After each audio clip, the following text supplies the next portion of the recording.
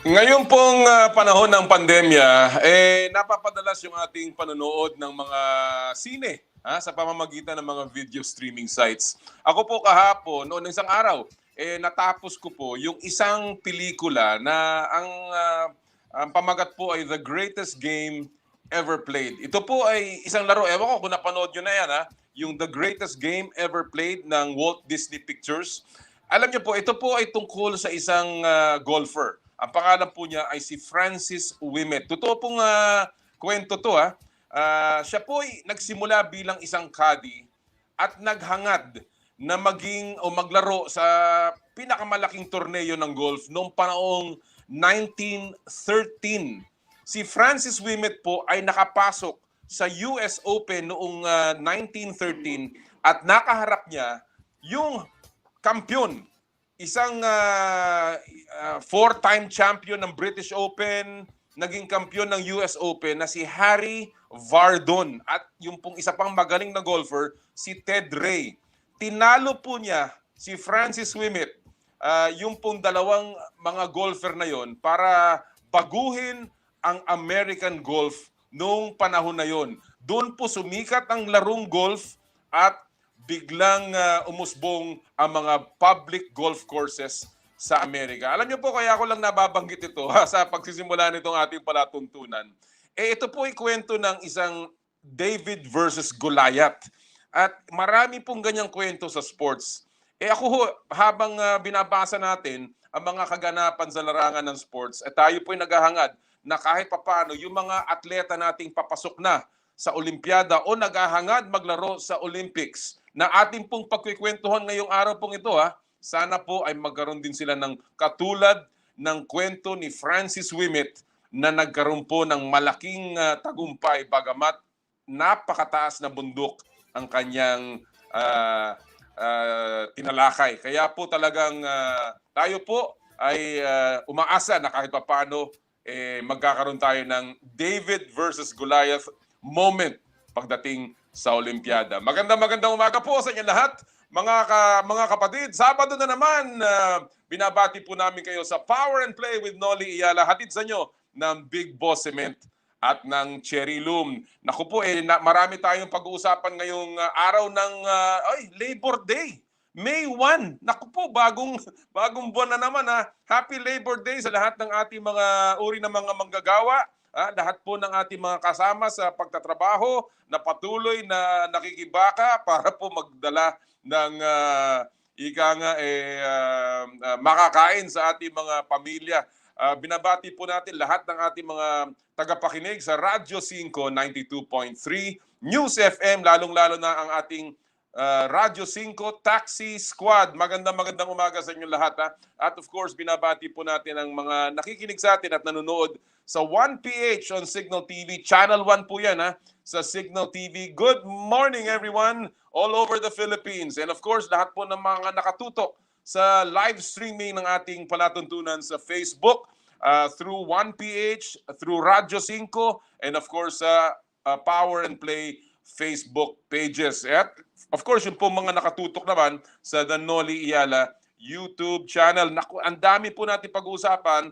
Bagamat wala pa rin mga laro, tayo po'y nangungulila pa rin sa mga laro. Marami naman pong kaganapan sa labas ng mga laruan, lalong-lalo na po sa mundo ng basketball, kung saan patuloy na naghahangad po ang PBA na makapagpasimula na ng kanilang season. Pag-uusapan din po natin mamaya ang volleyball scene, kung saan atin po makakasama ang presidente ng PVL, si Mr. Palou, at ang chairman ng National Team Commission, si Mr. Tony Boy Liao. Mamaya din po ipapasok natin yung interview natin with Eric Cray, ang ating pong pag-asang atleta ng track and field na siya po ay hanggang ngayon nagkakampanya para makapasok sa Tokyo Olympics. Marami tayong pag-uusapan, kaya dyan lang po kayo mga kapatid. Pero siyempre, dapat sa ating pagsisimula, himayin natin ang mga kaganapan this week sa ating sports highlights.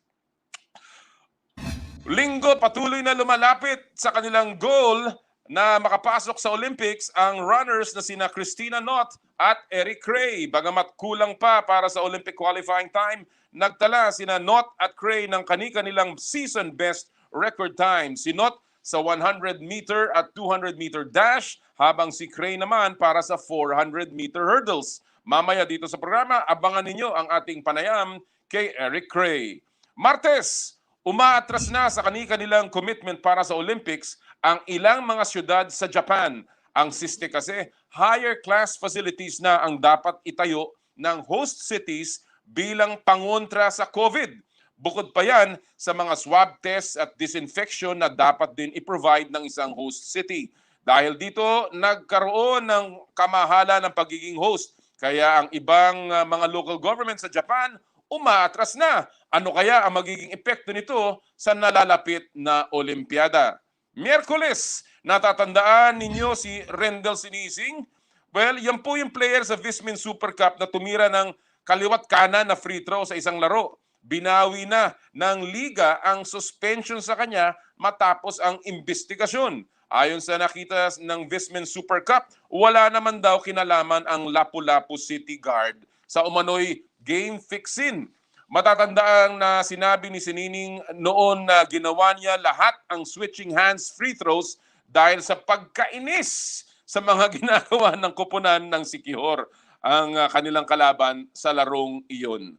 Miyerkules pa rin nang simulan ng Philippine National Volleyball Federation ang tryouts para sa national team. Nauna ang women's indoor squad na siyang sinundan ng men's noong Huwebes at saka ng beach volleyball kahapon Biyernes. Pero sa women's tryouts, maraming mga naging absent. Pag-uusapan natin ang issue na yan mamaya sa Fast Take. At Huwebes, inanunsyo ng PBA na wala pang kasiguraduhan kailan magsisimula ang 46th season ng PBA. Ayon sa pag-uusap ni Commissioner Willie Marcial at ng ilang government officials, dapat daw ay bumaba muna ang mga kaso ng COVID-19 sa bansa bago payagan ang pagsisimula ng PBA. Naku, dami pong mga bali-balita. Of course, marami pa tayong tinututukan dyan. Andyan ang kwento, of course, ng NBA. Si Alex Iyala ay papasok na rin po muli sa isang torneo sa Spain. At marami pa pong iba. Lahat po yan pag-uusapan natin ngayong araw po ito dito sa Power and Play. Alright, pero bago yan, ihatid muna natin ang ating pupulsuhan ngayong araw na ito. Ito po ay tungkol sa patuloy na paghahanap ng PBA ng isang solusyon para makapagsimula ng kanilang season. Alam natin, dapat Abril pa yan. Pero dahil sa padami ang ating mga kaso, well, na-atras po na na-atras ang pagsisimula ng PBA. Kaya ang ating pupulsuhan ngayong araw pong ito, ano sa tingin ninyo ang dapat maging susunod na hakbang ng PBA para makuha ang go signal ng IATF? Alam niyo po yung PBA, si Commissioner Willie Marcial, nagpunta sa Malacanang. Malacanang pa. Ngayon na ako nakarinig ng gano'n na sila po ay nakipag-usap na kay Executive Secretary Medialdea at kay Senador Bongo. At sila po ay dumulog. Pero hanggang ngayon, medyo hindi pa po nakakakomit at hindi pa rin natin alam kung anong mangyayari. Kaya ano po ang dapat na susunod na hakbang ng PBA para makuha na ang go signal ng IATF? Kung gusto niyo pong sumama sa aming huntahan, mag-text lamang sa 0949-691-4956 o di kaya mag-post sa aming Facebook page, Power and Play with Noli Iyala, o sa 1PH o sa Radyo 5 92.3 News FM. Mamaya babasahin natin lahat po ng inyong mga komentaryo at mga post. Yung gusto pong maglagay sa aking Twitter page, well, andun po yung katanungan din. At Noli Iyala lang po. Simple-simple. Diyan po sa Twitter. Alright. At this point, syempre, ipapasok na natin ang ating Fast Take. Dito po ang segment kung saan ang opinion ng ating mga kasamahan sa hanap buhay sa sports media ang mahalaga. At ngayong araw pong ito, makakasama natin mga balik Power and Play Fast Takers ito. Si Jonas Terrado ng Manila Bulletin at si Bong Losada ng Philippine Daily Inquirer. Magandang umaga, Jonas and Bong. Thank you for joining us this morning. Morning, Good morning po, Alam nyo, unang-una, marami tayong tinututukan ng mga issues pero hindi ko muna ipapasok yan. Gusto ko lang tanungin ka Jonas, no? Si Jordan Clarkson na nagpahayag na muli siyang gusto niya talagang maglaro para sa Gilas. Anong sa tingin mo? Ito kaya ay mangyayari sa mga susunod na taon? Sa tingin mo ba kahit papano magagawa ng paraan na si Jordan Clarkson ay muling makabalik sa isang uniforme ng Gilas? Tingin ko kung hindi as soon as possible, baka sa World Cup Tingin ko si Clarkson willing siya maglaro para sa ating koponan lalo na tayo yung host sa 2023. Yun. Talagang pagka napalaro natin si Clarkson, siguro naman mas maganda ang ating tsansa, lalong-lalo na kung mahihinog si Kai Soto, papasok dyan yung mga naglalaro sa labas ng bansa, and of course, yung mga PBA players natin. Bong, alam ko, ikaw, tinututukan mo ang Olimpiada. Nagkaroon ng press conference sila Heidelin at saka si EJ Obiena sa kanilang paghahanda. May nakikita ka pa bang mga bagong atleta na maaaring makasama sa delegasyon ng Pilipinas patungong Tokyo, Bong? Sir, sa tingin ko almost complete na rin talaga Pero sa tingin ko yung other sports like sa taekwondo, maybe we have a chance.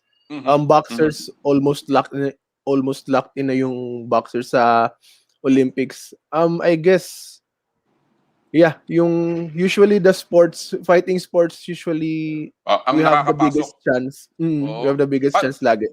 Of course, ang golf, ang balita, maaari kapasok si Yuka Saso, ang ating sports woman of the year, and of course yung si Bianca Pagnanganan, inaabangan pa natin yan. Wala pa rin balita kay Margie Didal. Bong, wala pa ba? Sir, wala pa po, pero sa ngayon po all I know is kakatayo lang nung private. Well, hindi naman private, but meron na siyang sariling skate park na siya nag-design. Siya parang architect nung skate park na yun. So, and they will join, she and her team will join a couple more international tournaments heading into the Olympics. So, I think they have a chance, lalo na si Marjeline Didal na she's proven herself already in the Asian landscape. Totoo yan. At kanina nga, kinikwento ko yung kwento ni Francis Ouimet noong 2013. Sana magkaroon tayo ng ganong klaseng moment sa Tokyo na yung ating mga underdogs ay kahit papano ay makakuha ng tsansang manalo ng gintong medalya. Alright, gentlemen, alam nyo naman ang fast take. Alam nyo na to, sanay na kayo dito. Dito ang inyong opinion ang mahalaga. Walang mali, walang tama, bato-bato sa langit, tamaan, huwag magagalit. Jonas, Bong, handa na ba kayo? Ito na ang ating unang issue of the morning. Sinabi ni PNVF President Tatsu Sara na hindi isasama sa national team ang volleyball stars na hindi papasok sa tryouts. Katulad nila Alyssa Valdez, Gia Morado, Kim D at marami pang iba. Tama lang ba ito? Yan ang ating unang tanong sa inyo. Jonas, I'll give you 1 minute. Go! Sa akin, naintindihan ko yung posisyon ng presidente nating Volleyball Federation kasi yung mga pumunta sa Subic, naglaan sila ng oras at dedikasyon na masubukan na makasama sa national team sa Vietnam SEA Games. Kaso masyadong maaga pa sa tingin ko Marami pang siguro pwedeng mangyari na pwede tayong magdagdag ng mga player na tingin siguro ng federasyon at ng team na pwedeng makatulong sa ating bid na magka-medalya sa SEA Games. Exactly. Salamat, Jonas. At talaga namang tila maaga pa. No? Alam mo naman si Tatsu Sara, marami rin siya mga plano. At minsan meron siyang estilo na gustong ipakita. Same question, Bong. Tama lang ba na yung posisyon ni PNVFI President Tatsu Sara na walang tryout, walang national team para sa mga miyembro ng Philippine Volleyball Team, lalong-lalo na yung mga bituin, yung mga naglaro sa huling Southeast Asian Games. You have 1 minute, Bong. Go! Sir, sa tingin ko, harsh yung punishment, but naiintindihan ko rin yung position ni Mr. Suzara because for the past SEA Games, for the past national teams, sobrang hirap buuin ng women's national team because yun nga dati may dalawang liga, iba't ibang club. So nahihirapan silang buuin mismo yung 20 woman lineup para doon. And kung itutuloy nila Sir Tats yung plano nila na kung sino lang yung nag-try out, sila lang yung magna-national team. Of course, talent-wise, hindi ganun kaganda because wala sila Alyssa, wala sila Kayana, wala si Makandili. Especially Don Makandili, once the second best libero in Asia. Talagang mahirap yun. But, in terms of middle blockers, we have Abby Baranyo, Jaja Santiago. Hindi naman nila mabubuhat, pero top-heavy and if magbibigyan, Rhea de Maculangan, MJ Phillips, Kalay Mau, baka pwede pang makapasok since sabi ni Sir Tats, valid reason yung absences. Alright. Well, I agree with the two of you. Mahirap ang posisyon ng Volleyball Federation. Ako, alam ko na minsan merong mga dapat balancing mga interest. Lalong-lalo na yung interest ng disiplina, yung pong interest na ang paglalaro ay para sa bayan. Pero meron din yung kabilang thinking na dapat ilagay mo, lalong-lalo na sa mga major competitions, yung pinakamagagaling na player. Kaya nga tayo sa basketball, kahit papano, minsan umaangal tayo na wala doon yung pinakamagagaling na star. So, naintindihan ko yung posisyon ni Mr. Tatsu Sara, pero sabi mo nga, Jonas din, matagal pa naman eh. Baka may panahon pa para magawa ng adjustment ang national team. Mamaya, pag-uusapan namin nila Tony Boy Liao at ni Ricky Palou yung issue na yan. Alright, punta tayo sa ating ikalawang fast take issue of the morning. Malapit na ang Olympic qualifying tournament para sa FIBA 3x3. At ang Pilipinas ay kasama dito at in fact today papasok na sa bubble yung ating koponan. Naghahanda na para sa Olympic qualifiers. What do you think of our chances para makapasok sa Tokyo? I will begin with you, Bong. 1 minute. Go. Sir, if there's a scale of 1 to 10, I'll give our national team a 7. Solid 7 because Wow. Maganda na yung track record ng 3-on-3 program natin, especially dun sa FIBA World Tours. Yung core of Santillan, Alvin Pasaol, Joshua Munzon, Troy Rai, matagal na silang naglalaro. Matagal na silang naglalaro ng 3-on-3, matagal na silang nagkakasama. Plus dinagdag mo pa si CJ Perez and si Mo Tautuaa na nag 3-on-3 din and nanalo na rin tayo ng SEA Games gold medal. So all that experience, all that talent and size, not to mention the size of Tautuaa, CJ and Munzon, talagang makakatulong siya sa 3-on-3. And 3-on-3 is a very physical game. I think they've already proven na kaya nila yung physical game ng 3-on-3 and kaya nila yung in general yung field ng 3-on-3. Nakaka-excite yung mga yung pananaw mo, Bong. Kung ganyan ang yan ang thinking, talagang ako ginaganahan akong manood ng Olympic qualifying tournament ng 3x3. Same question, Jonas, para sa iyo, ano sa tingin mo ang tsansa ng ating 3x3 team patungo dyan sa Olympic qualifying tournament? 1 minute, Jonas, go! Sa akin, ang malaking balakid para at least makapasok tayo ng quarterfinal sa OQT is ang Slovenia at ang France. Kasi itong dalawang countries na to, nasa top 10. Nasa top, ang Slovenia number 3, ang France number 11. So doon tayo mahirapan. Pero tulad nga sinabi ni Bong, nakaka-excite yung prospect natin, lalo na nandyan pa rin yung top 2 3x3 players natin na si Munzon at si Pasaol. Tapos magsasama pa sila nila Tautuaa at ni CJ Perez. Tapos nandun din sila Santillan at si Karl Dehesa na may experience din sa 3x3. So sa akin, doon ako na-excite din na paano yung dynamics nung ating team, lalo malamang iba yung kombinasyon natin compare sa mga dating tournaments. Well said. And I agree totally, Jonas. Talagang nakaka-excite. Ako, I have always believed sa 3x3. Kasama ako sa pagsisimula ng 3x3. Back in 2010, si Bobby Ray Parks naglaro pa doon. Bobby Ray Parks Jr. of course. Doon sa Singapore Youth Olympic Games. Doon sinimula yung 3x3. Eksperimento ng FIBA. I saw its rise and I've seen kung paano pwede talagang ang Pilipino mag-excel. And I think kung pagdating sa basketball, tayo naghahangad pumasok sa Olimpiada, 3x3 is the way. Yan ang aking pananaw. Mantakin nyo, Mongolia, ang lakas-lakas sa 3x3. Mongolia yan, ha? Hindi naman yan basketball power. Pilipinas pa kaya. Kaya I share your excitement and of course, ating pagdarasal ang ating koponan. Alright, our final take, fast take of the morning. Sabi ng IATF at ng Malacanang hanggat hindi raw bumababa ang mga kaso ng COVID sa ating bansa, mukhang mahihirapang magsimula ang PBA season. Ano sa tingin nyo ang worst case at best case scenario para sa liga ngayong hindi pa sila makapagsimula ng kanilang bagong season? 1 minute, Jonas, go! Unahin ko muna siguro yung worst case scenario. And obviously, worst case scenario is hindi makapaglaro ang PBA ng season nila. Siguro mga rason nila, either may second thought sila sa bubble or talagang yung COVID na cases natin dito hindi pa rin mag-improve. Sa akin ko, ang best case scenario, regardless of any form, matuloy lang yung season.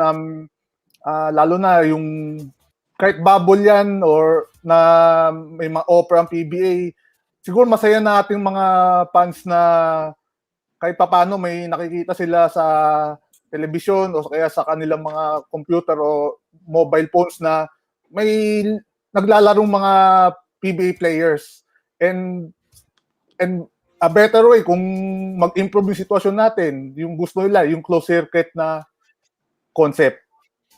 Alright. Well, tama ka. Alam mo naman, syempre, kahit papano magsimula, pero wag naman sanang mahantong dun sa talagang hindi maglaro. Bong, same question. Ano ba ang worst case at best case scenario ngayong wala pa rin kasiguraduhan ang pagsisimula ng PBA? 1 minute, Bong. Go! And sir, same as Sir Jonas, worst case is walang PBA this season, walang PBA this year because sa nakikita natin sa COVID ngayon talagang hindi pa rin talaga gumaganda, 8,000, 7,000 cases per day. Best case, I think, baka mauwi-uli sa bubble ang PBA because nagawa na nila. They have the experience, they have the framework for a bubble. Of course, magastos yon, but yung viewership ng PBA nitong nakaraang season, nitong nakaraang conference, ang taas ng views nila sa YouTube, sa Facebook Live. So, if pagbabasehan lang natin yung mismong viewership, I think kayang makabawi ng PBA in terms of ad revenue, ganun. Because 100,000 nanonood per game, lalo na pag big games, kahit walang crowd, kahit wala yung usual ingay, pero yung dedication ng tao manood ng PBA online is nandun pa rin. So, I think best case is a bubble, worst case is walang PBA this year. Yun ang nakikita ko po. Totally agree, and maganda yung mga hinimay mong mga numero doon tungkol sa viewership and of course yung patuloy na pagtangkilik ng mga fans. The PBA remains the most popular league sa ating bansa. Ang akin lang sanang panalangin para sa PBA, ito kasi itong pinagdaraanan natin ay hindi ito ordinaryo. Kailangan din ang thinking hindi ordinaryo. In other words, sana mag-isip sila ng bagong paraan. Lalong-lalo na sa paggawa ng format. Alam mo, kalimutan na nila yung double round robin, single round robin. They have to think out of the box. Kasi hindi pwede yung pareho pa rin ang pananaw. Yun lang naman ang aking take. They have to start thinking of different formats para matuloy ang PBA. Maybe separate bubbles, maybe separate LGUs, may mga koponan sa isang LGU, may mga koponan sa kabila, tapos paghahaluin mo, point system, dapat lang magbago. Kasi itong pandemya, hindi naman to pangkaraniwan eh. At kailangan ng pananaw natin, ang pag-iisip natin, magbago din. Gentlemen, maraming salamat sa inyong oras na binigay sa Power and Play. Sana huwag kayong madadala. Jonas Terrado, Bong Lazada, maraming salamat sa inyo. Thank you po. sir. Magandang umaga. Yan po mga kaibigan natin mga kasama sa sports media, Jonas Terrado ng Manila Bulletin at si Bong Lazada ng Philippine Daily Inquirer. Naku, ang dami nating nakuha sa kanila mga impormasyon. Maganda yung opinion na yun, na ang dami pa rin nanonood sa PBA pagdating sa mga social media sites. Alright, alam niyo po kanina pinag-uusapan natin ang larangan ng volleyball. At kung ano po ang mga nangyayari, of course, inaabangan pa rin ng bansa ang pagsisimula ng Premier Volleyball League, yung PVL. At ngayon pong araw na to, makakasama natin na walang iba kundi ang Pangulo ng PVL, miyembro din ng board ng Volleyball Federation at na si Mr. Ricky Palou at ang chairman ng National Team Commission at miyembro din ng PNVFI, walang iba kundi si Mr. Tony Boy Liao. Ricky and Tony Boy, good morning. Thank you for joining us. Good morning, Nolly, and thank you for inviting us to Power Play. It's a pleasure for us to be here. Tony Boy, good to see you. Yeah, good morning also, Nolly. Thank you for inviting us here. Good morning, Ricky. Morning, Tony Boy, Boy. ikaw ba nandito ka sa Pilipinas? Alam ko ikaw nasa labas ka ng bansa. Are you back? No, I'm here in San Mateo, California since January. Oh, wow. Well, mabuti naman at kahit papaano you're staying safe. Good to see you. Matagal na tayo hindi nakikita, lalong-lalo na sa simbahan. Alam mo, Ricky, madalas kong kasama to si Tony Boy sa sa simbahan. Nagkikita Correct. kami nito. Ricky, how are you? You look good? You look fit? How are you taking care of yourself? Well, trying to stay fit, doing some exercises every day, and staying home, of course. Trying to stay safe all the time. Of course, tayong lahat kailangan talaga. I hope you both are already nakuha nyo na yung mga vaccine ninyo because napakahalaga. I guess that's also going to be a very important topic when we talk about volleyball. But let me go first initially.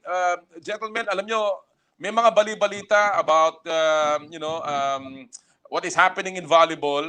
I do not want to verify this or give this any kind of credence yet. Pero kayong dalawa, you have seen everything in volleyball. Ang tagal nyo na sa sport na yan. You have been a part of the old federation. You've been a member. You have put up the PVL. There were so high hopes about unity in volleyball nung itinatag ang PNVFI. Is it true that how is the board? How is the PNVFI board right now, Ricky? How are you functioning? Are you doing well? And nawala na ba ng alitan dyan? Well, we're doing okay, Nolly. We're trying to put everything in place. There are great plans for the federation and for the volleyball national team. We're actually preparing the national team for the Asian Senior Women's Volleyball Championship and of course for the Southeast Asian Games. So we're okay. There's some issues that we have to clear out, but generally we're doing fine. All right. Talking about issues, Tony Boy, let's not go into specifics, pero there have been some lumalabas na balita na meron mga konting conflict in terms of lines of thinking. Pagdating sa one of the issues is formation of the national team. Is this something that concerns you? Sa tingin mo ba ito'y lalaki ng issue, Tony Boy? Yeah, actually right now, as you know, the tryout just finished, no? So, according to the president, Sara, yung kanyang no tryouts, no national team. Actually, I think that for him, that's his idea. But still, it will still be the executive board who will decide on all of these things. Kasi madami kasi mga stars na hindi nasali dyan eh. So if I think na gusto mapagmedalya ang Pilipinas sa coming SEA Games, kailangan talaga isala niya yung mga stars na mga hindi nasali. Para lang talagang maging malakas ang national team natin. Alright, babalikan natin yung issue na yan. But, let me just ask Ricky here kasi it has a bearing in the formation of the national team. What is the latest sa PVL, Ricky? What is the latest update with the GAB at saka sa IITF? And of course, ano ba ang mga start dates and timelines ninyo? Okay. We're technically allowed to conduct our tournament. It's actually going to be inaugural. It's actually going to be the inaugural tournament of the PVL as a professional sport. So we're preparing for this.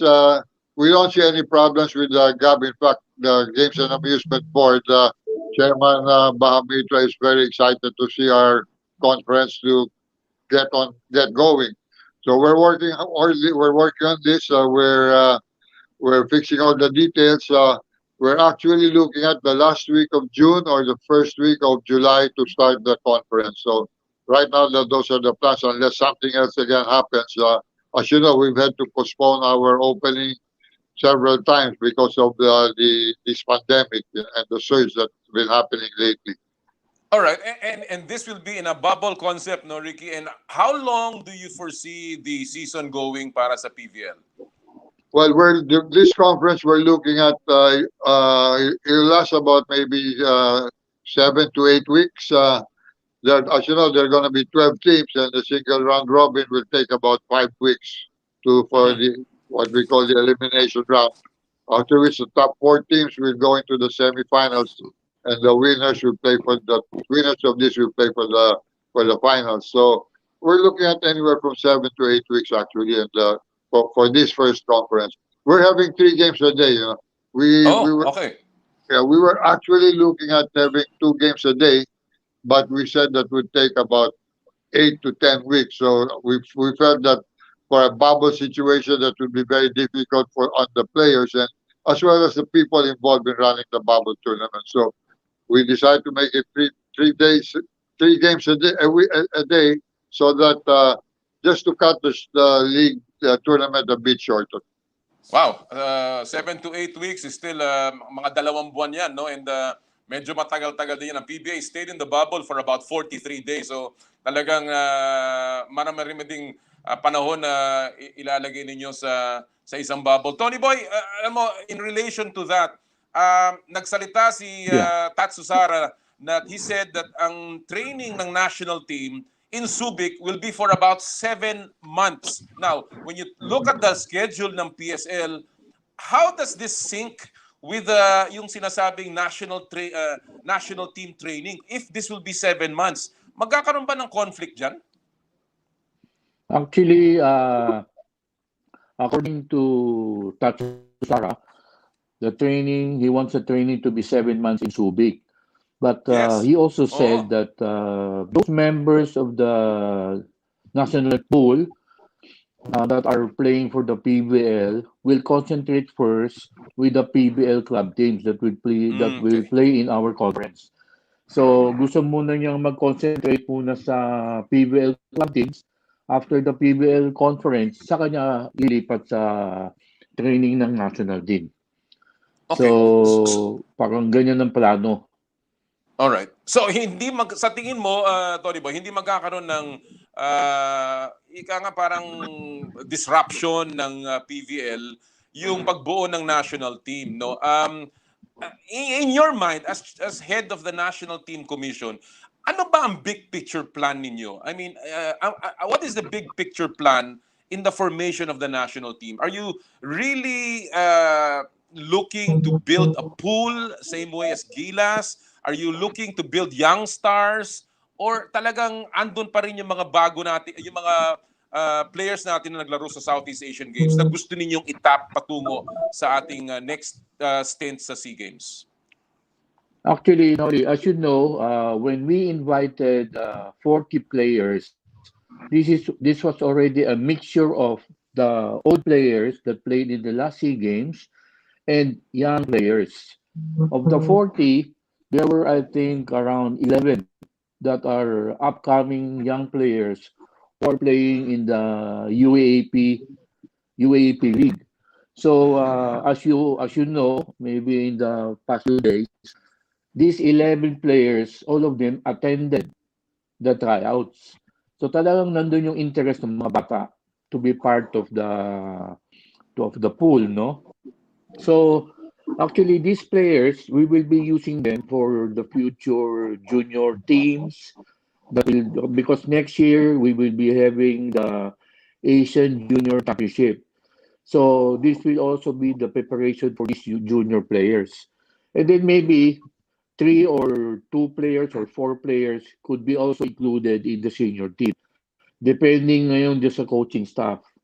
Kung sa tingin nila sino yung pwedeng ihalo doon sa mga veterano for the senior team. Or, okay, so talagang meron ang plano pa rin ay to form the best team possible, hindi lamang yung mga bata. It's still a combination of the best players available. Now, Ricky, you have been quoted saying that the PVL will support and in fact will give in to the national team.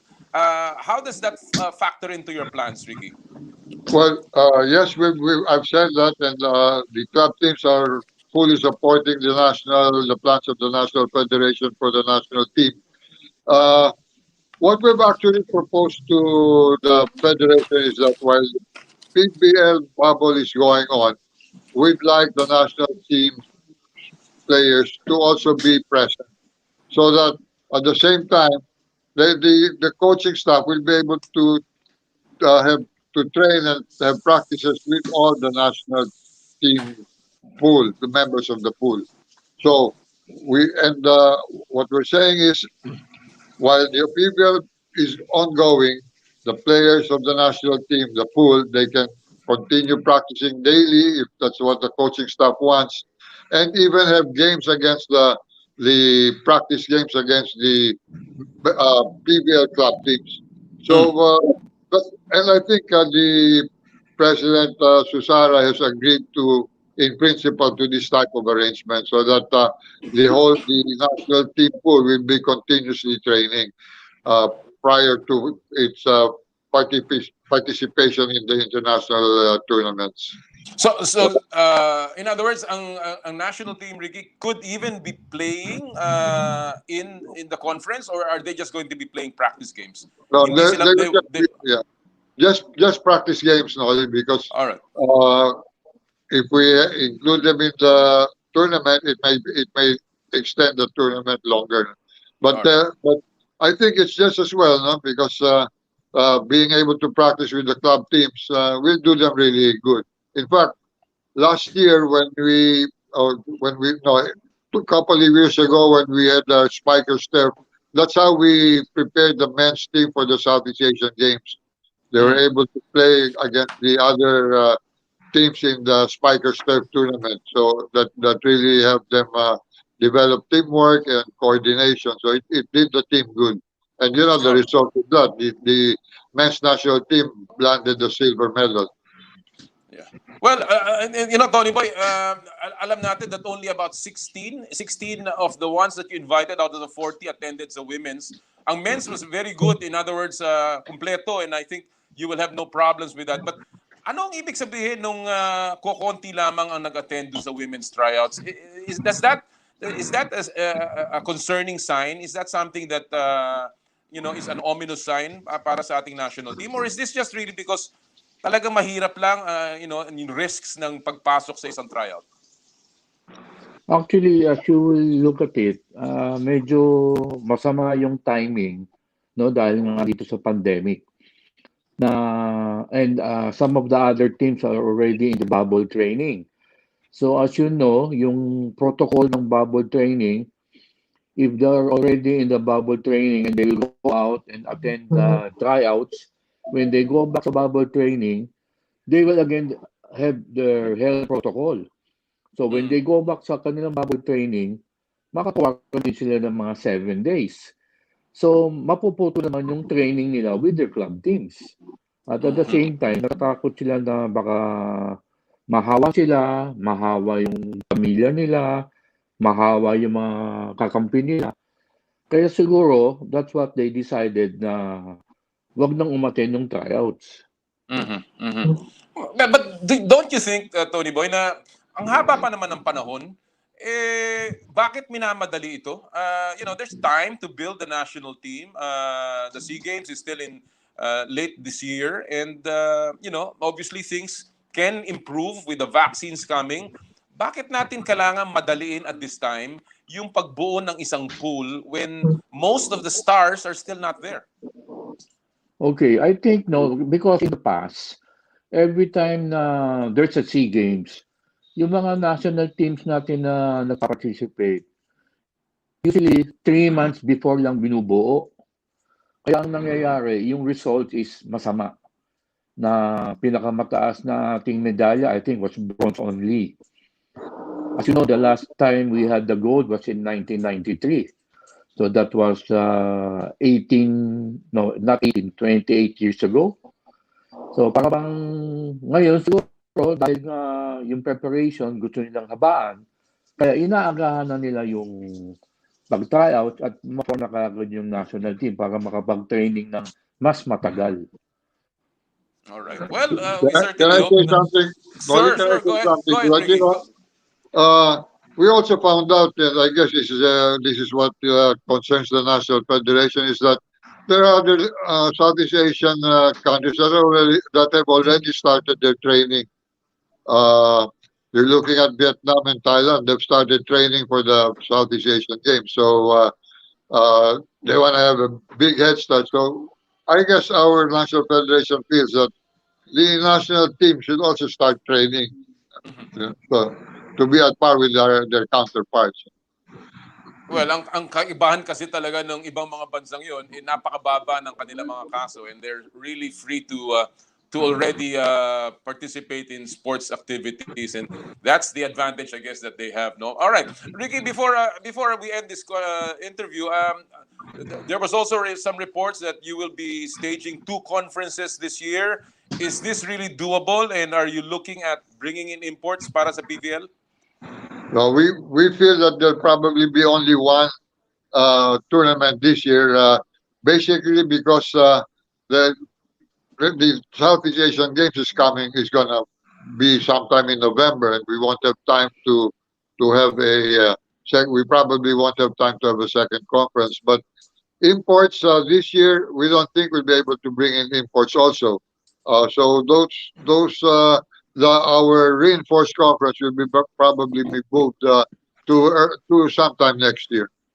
Okay. And yung bubble na dinidesign ninyo, Ricky, you've said it's about 7 to 8 weeks with 12 teams coming in.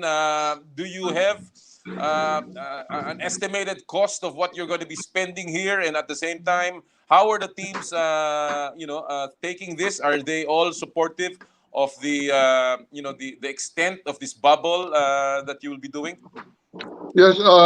Well, we're still figuring out how much it's going to cost. We're looking at several options.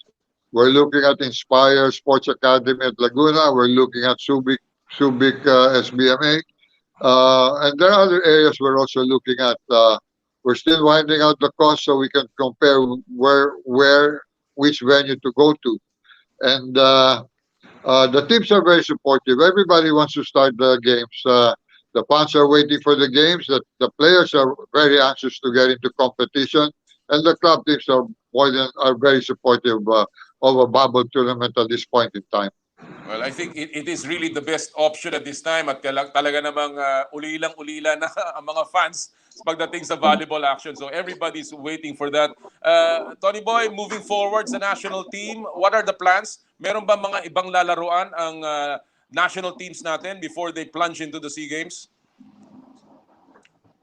Actually, this year, there's what you call the Asian Senior Women and Men Championships. This will be in August. The Asian Senior Men's Championship will be in Japan, first week of September.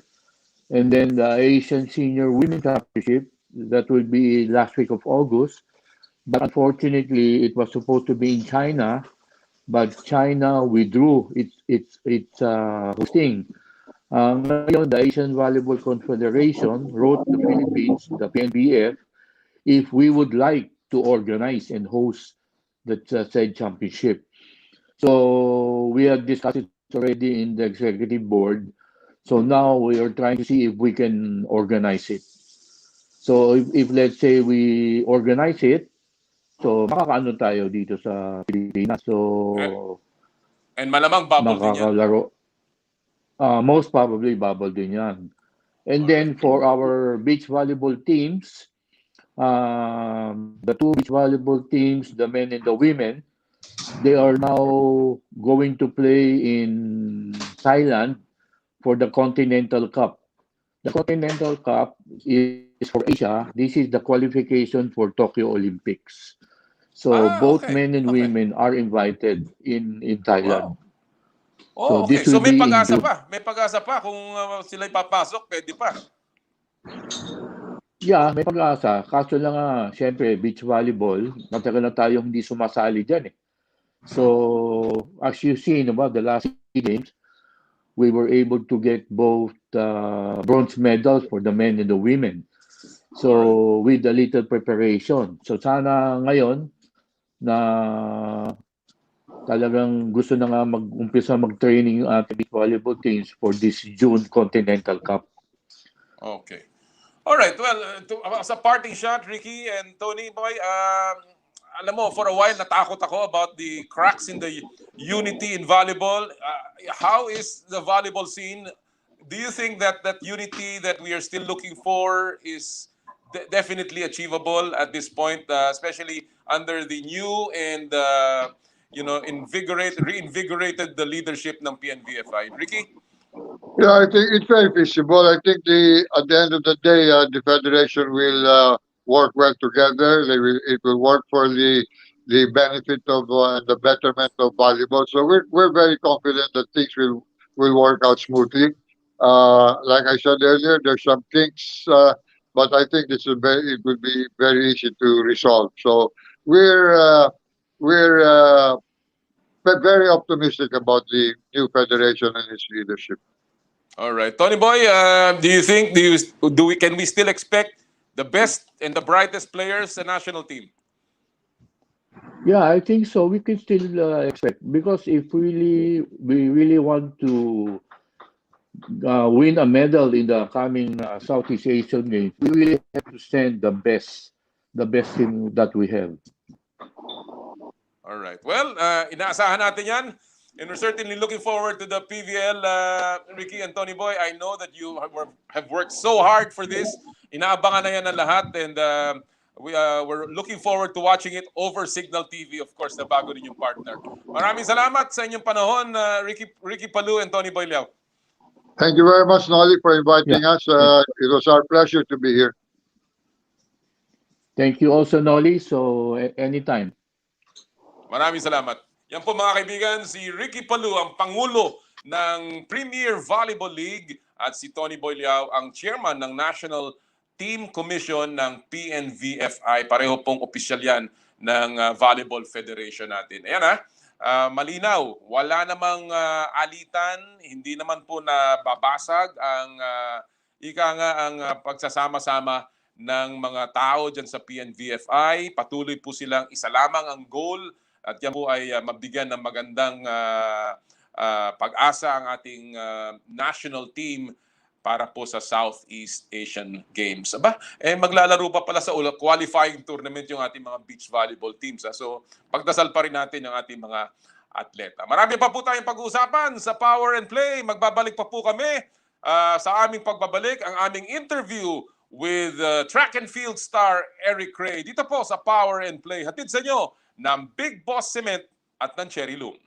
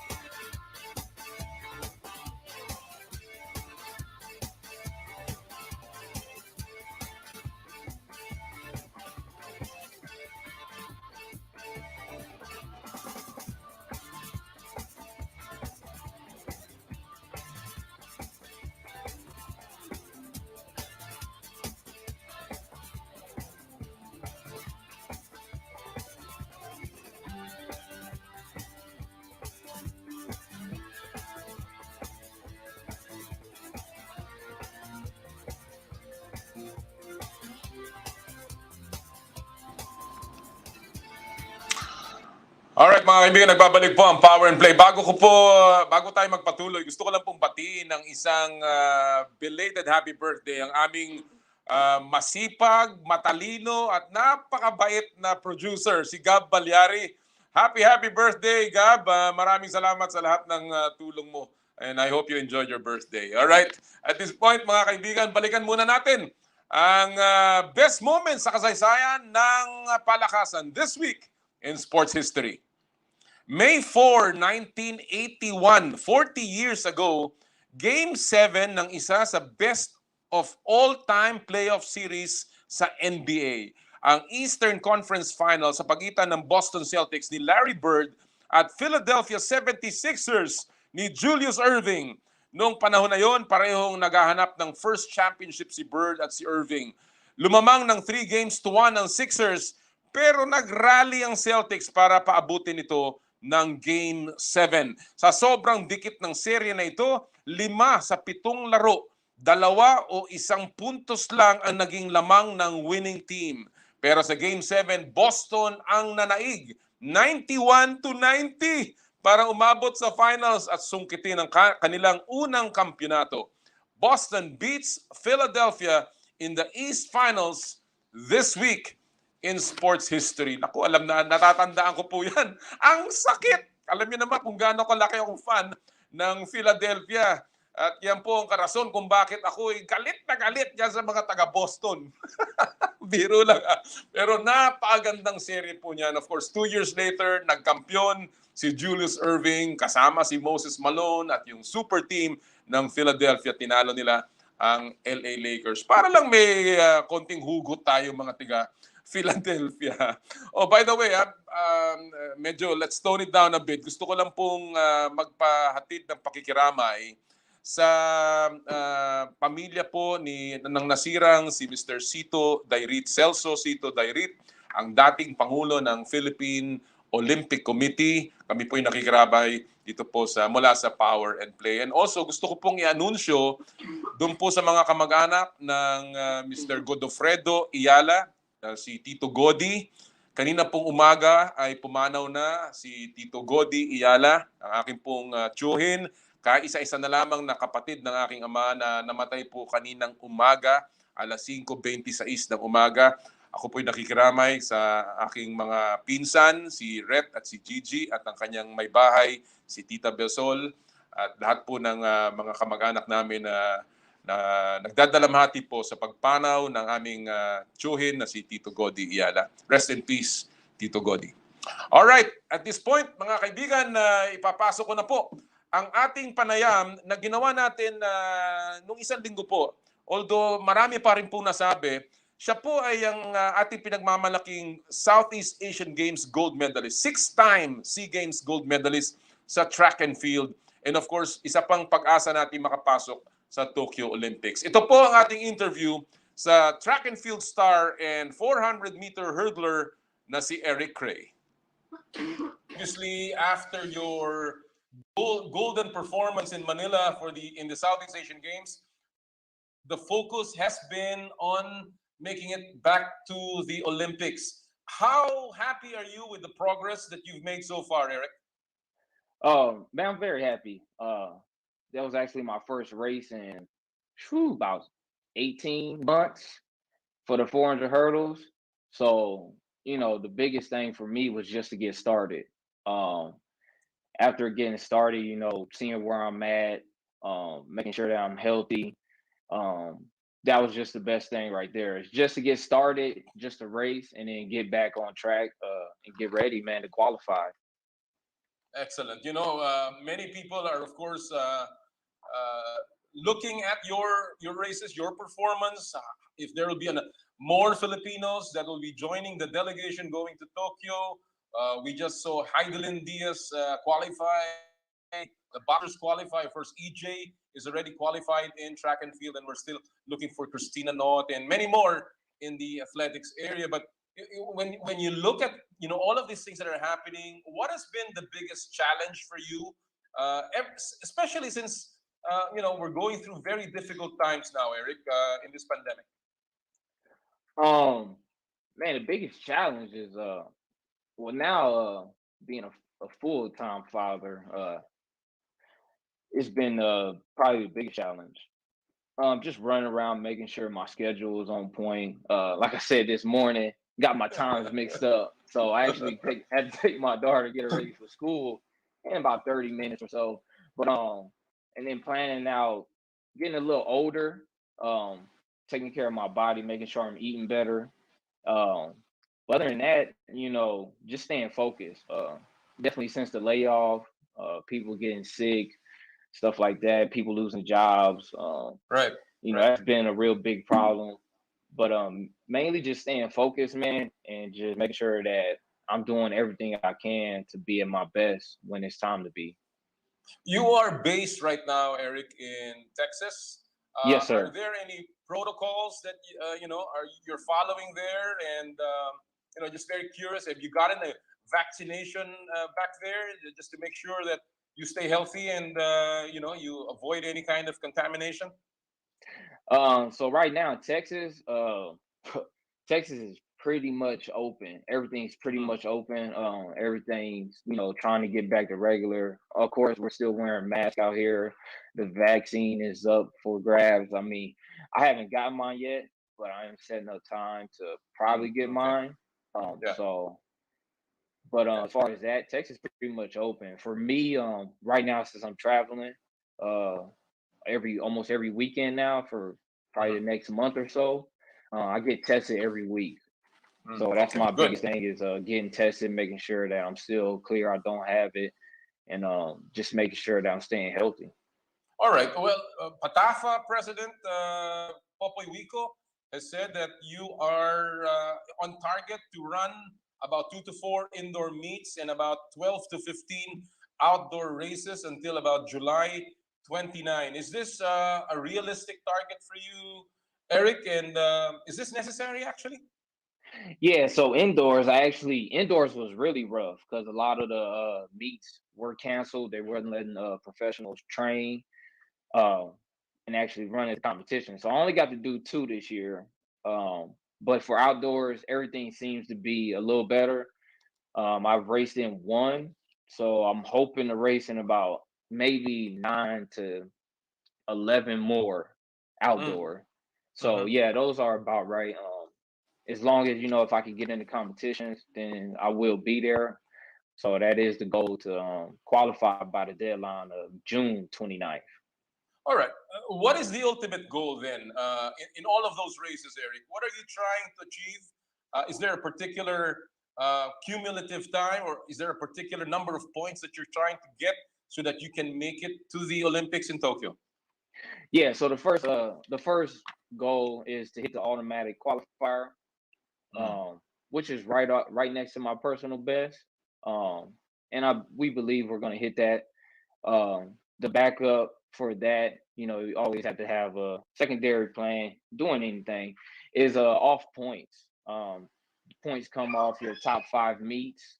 So as long as my top 5 meets are with good points, then definitely ready for definitely still planning to qualify off points at the end. Good morning. Good morning. What is the name of your daughter? Oh, so these are my twins. Terrific, terrific. Yeah, can we get a shot at? Oh, look at that! Look at Zara, Ava. Yeah, they just got. Oh, they are angels. That's terrific, and I'm sure it's an inspiration for you, Eric, to be having all the your kids with you, and obviously it's part of the dedication that you're doing for in what you're doing right now, huh? It's part of the commitment that you have. Oh yeah, definitely because so my first Olympics, well, they're gonna be up here now. That's fine. That's fine. Let them stay. Let them stay. So That's my nice. first Olympics, I actually just had my daughter, my oldest daughter. She's actually getting ready for school right now. So, and I actually had to leave, and my wife, when my wife was going to come, but at that time everybody were, I think the biggest thing going around was with the mosquitoes and getting bit. So actually, my wife didn't get to travel with me to Rio. She's actually my coach. So my wife is my coach. She trains me full time. Right. Yeah.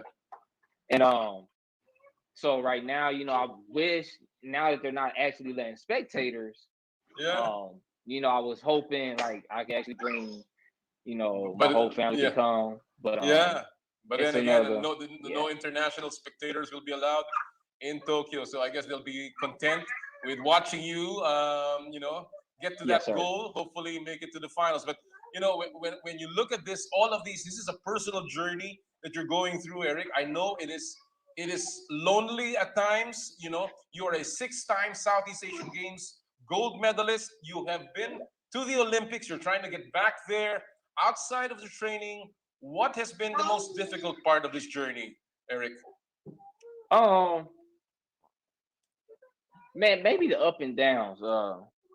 After the Olympics and falling at the last hurdle, I was kind of down for a minute, and to stay focused and get ready for the next games, I was really built up for the Olympics mentally, and then to have it go down like that, really just took me out a little Yeah. bit.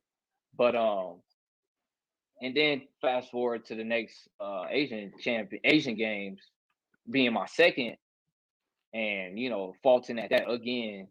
Um, it sometimes takes a blow to your confidence, and for me, it's just about getting back up and conquering those goals that you set for yourself.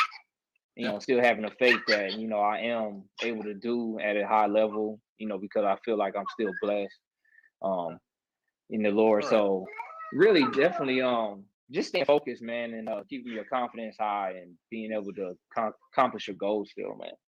We had EJ Obiena on the show, and he talked about how difficult it has been for him being alone in Italy, traveling alone, having to carry that pole all over Europe, and of course the funding as well for all of that. It's not cheap for you guys to be training. How are you supporting yourself in terms of funding? Are you getting enough support from the sports association in the Philippines and maybe from the Philippine Sports Commission, Eric? Uh, Funding is a little, funding is funding. It's up and down. You know, it comes when it comes. It's not. I'm gonna say it's not always on time, but I do believe they're doing their best down there to get us athletes funded. So the best I can do is just focus on what I'm able to focus on and reach out to our president and keep up with him, asking him about is the PSC releasing the funds and stuff like that. But I do believe they're doing their best. I'm doing my best, and you can see athletes are still qualifying. Yeah. Um, Yeah. we can only do work with what we got at the end of the day. And if our ultimate goal is to be at the Olympics and be medalists, we can only do the best we can do, and hope and you know believe that the support will come. Yeah. We have a big. I feel like this might be the biggest team that goes to the Olympics. Well, yeah, it could be. It could be the biggest Philippine delegation with so many athletes qualifying in their respective events. Well, you are, as I mentioned, a decorated runner for the Philippines. Is this your last Olympics, Eric? Do you think this will be your last Olympics? And on the other hand, are you still going to participate and represent the Philippines, perhaps in the other continental and regional meets here, like the Southeast Asian Games this year? Uh, I don't want to say it's my last Olympics. I mean, because I am feeling, the best I ever felt as far as my career. Um, so I won't say it's the last Olympics. The next Olympics is pretty far, but my goal is just to run the best I can.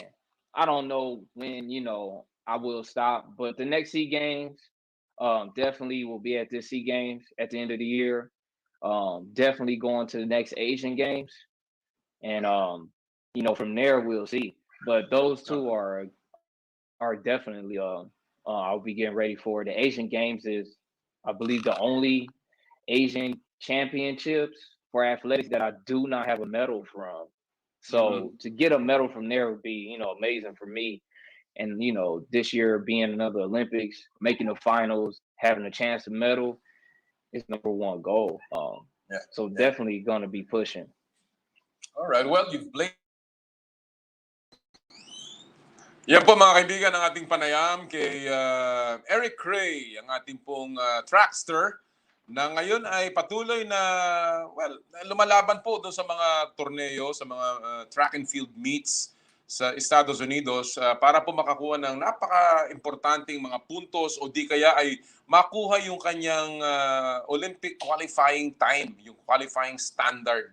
I believe that is 48.9 at sa kasalukuyan medyo konti pa ang kailangan ni Eric para makapasok po muli sa Tokyo Olympics. Kasi naglaro na po yan sa Rio pero ngayon muli siyang naghahangad makabalik sa Olympiada. We wish him well and we certainly hope na makuha niya ang kanyang oras na hinahangad. Alright, at this point mga kaibigan, gusto ko lang po magpasalamat sa lahat ng sumusuporta sa Power and Play. Una sa ating listahan, of course, Big Boss Cement. Big Boss sa tatag, Big Boss sa tibay. Nandito na ang Big Boss Cement, di basta matitibag, approved sa kalikasan at sobrang abot kaya. Big Boss Cement is the first eco-friendly cement company in the Philippines. First and only cement that is produced with low to 0% of high carbon footprint materials. Big Boss Cement, Big Boss sa tatag, Big Boss sa tibay. Gusto ko magpasalamat kay Engineer Gilbert Cruz, ang kanilang presidente at chief company innovator sa suporta po sa Power and Play. Marami din po salamat, of course, ay Cherry Loom, ang yerong may aluminum. Sa ganitong pabago-bago ang panahon, mga kapatid, sobrang init tapos biglang uulan, kailangan natin ng matibay at protektadong bubong. Dapat ang bubong ay yerong may aluminum. Kapag may aluminum, tsak ng pangmatagalan. At isa lang ang alam kong dekalidad na yerong may aluminum. Yan ang Cherry Loom. Tibay protektado sa pangmatagalang yero. Cherry Loom, ang yerong may aluminum. Marami pong salamat kay Mr. Elmer Ngo. Parang Elmer, maraming salamat sa suporta sa Power and Play. Thank you also, of course, sa Elms Resto Bar Group, home of fried itik with branches at Elms Tapas and Winery located sa Calle Bistro, Commonwealth, Quezon City at sa Elms Grill and Bar sa Poblacion, Makati. Pwede niyo pong tawagan ang kanilang mga mobile numbers na 0977-157-0499 o 0966-854-4048 o di kaya bisitahin ang kanilang Facebook at IG pages Elms Resto Bar Group for reservations and inquiries. Thank you so much kay Palou Yambao. Napakasarap dyan sa Elms Resto Bar. Dyan sa Elms Grill. Napakasarap po. Puntahan lamang ninyo yan. Marami din po salamat, of course, sa Joyride, ang bago ninyong kasundo. Dahil ayaw naming nahihirapan ka, book a Joyride MC Taxi now and experience hassle-free commute. Ang MC Taxi po ay available sa Metro Manila at Metro Cebu. Pwede na po kayong gumamit yan, lalong-lalo na sa ngayon pong panahon ng pandemya. Kapag delivery naman, Joyride ang gamitin. Bagsak presyo, pero hindi ang serbisyo.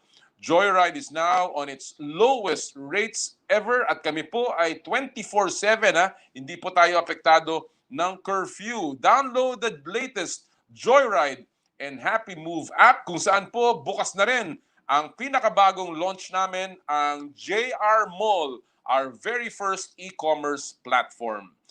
Marami din po salamat, of course, sa Makalaj Professional, your school of makeup artistry, the official makeup of Power and Play. And of course, thank you to Skin, your face and body anti-aging center with branches at Wilson Street, San Juan City and Alabang Town Center sa Muntinlupa City. We provide indiba tissue regeneration, procedure, mesotherapy, Maximus Tri-Lipo, and many more to take care of your body needs. For inquiries, please call 0917-890-1640 and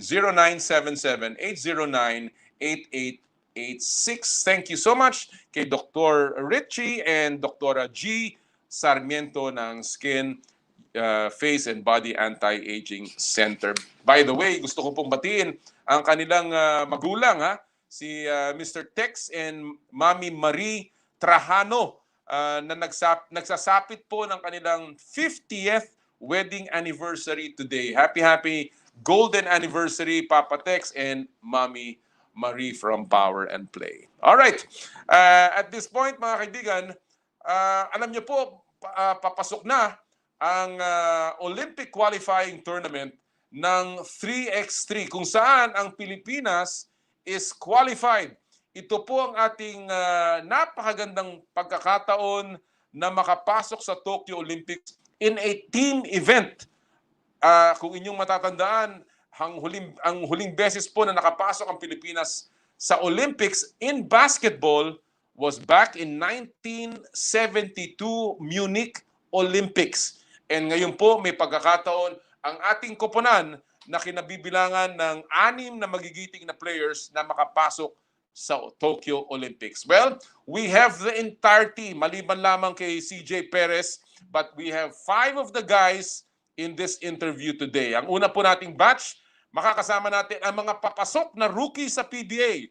The number 1 pick, Joshua Munzon.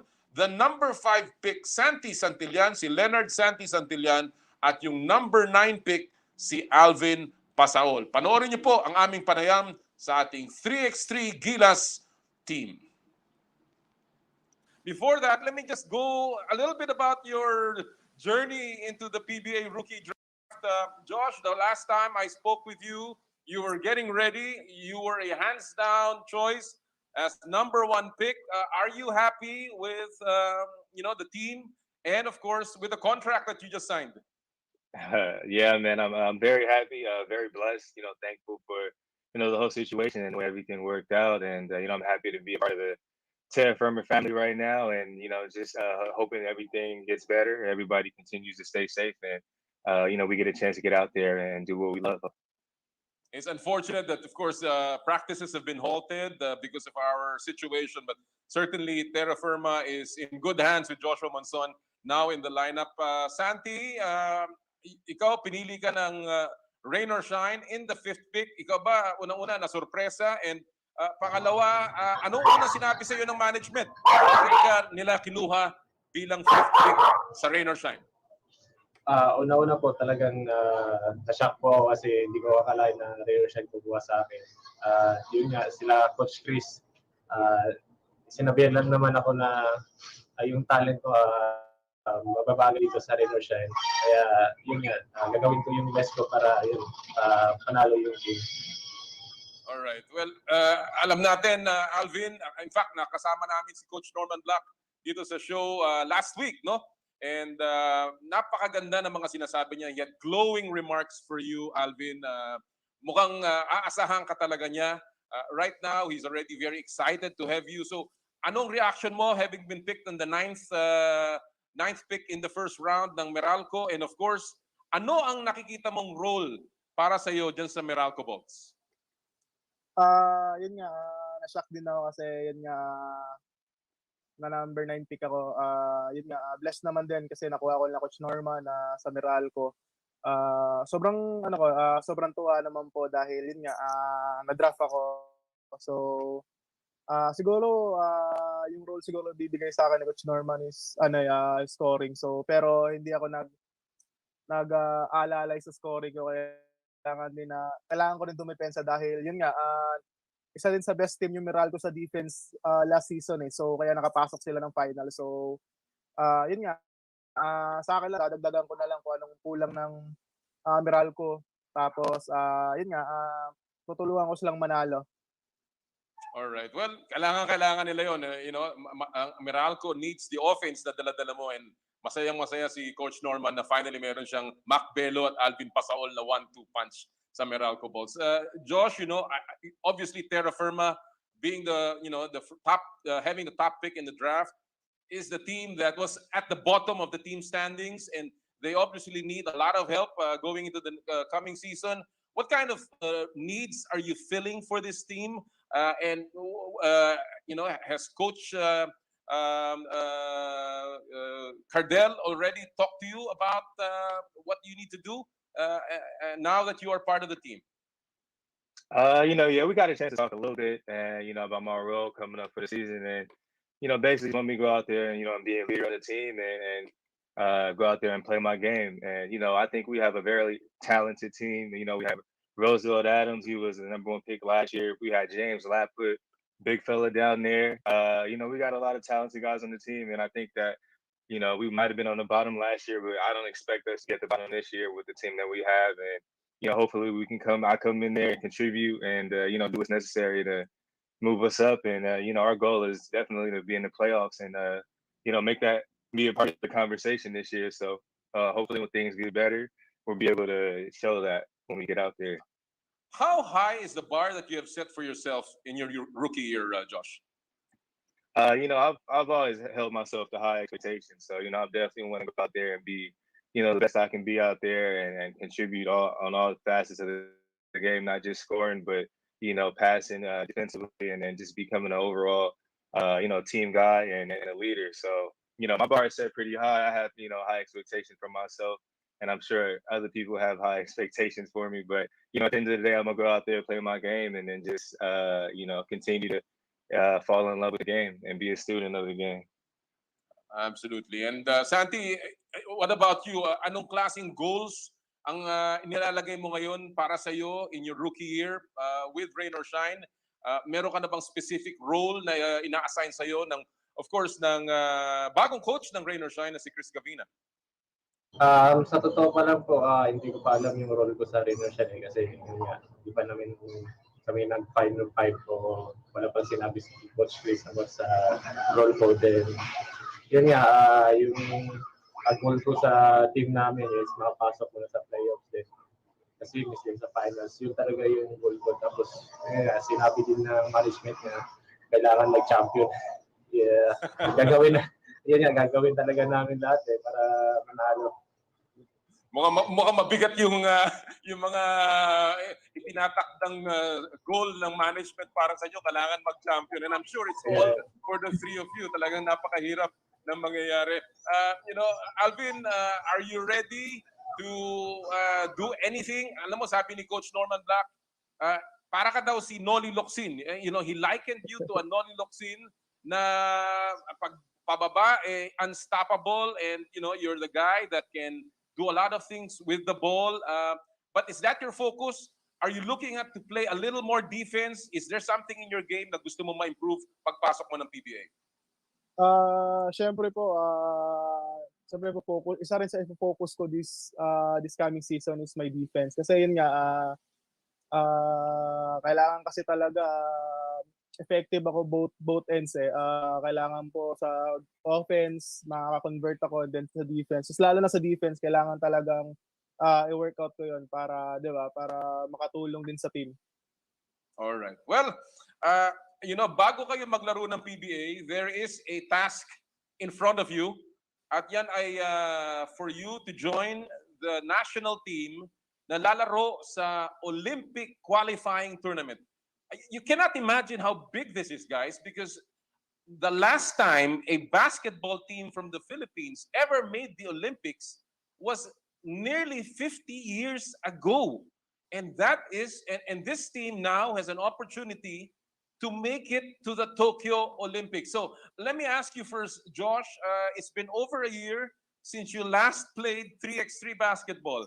How are you adjusting to playing 3x3 again? Is this going to be, learning the ropes once again and getting the timing back? We know that it's a different game. I would say, to take maybe a little bit of adjustment, but for the past, 2 years, it's all we've been doing is playing 3x3. So, us three at least have been playing 3x3. So, we've been taking the time to learn the game. And I think from the first year going into the second year, we learned so much. And even now, we watch now and we can partake, we can, just depict games and learn from our mistakes. So I think that, we're a much wiser group of guys than we were when we first started playing 3x3. And I think it'll benefit us overall. So, I'm excited about the opportunity. And, I know everybody's excited to, represent the Philippines. And hopefully we make it to the Olympics. All right. Well, Alvin, alam mo, you are the other part of that, lineup right now.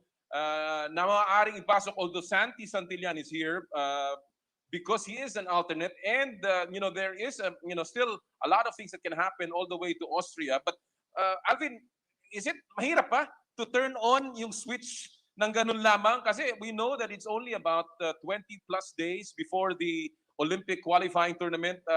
Paano ka naghahanda? Paano ka naghanda sa harap ng pandemyang hinaharap natin?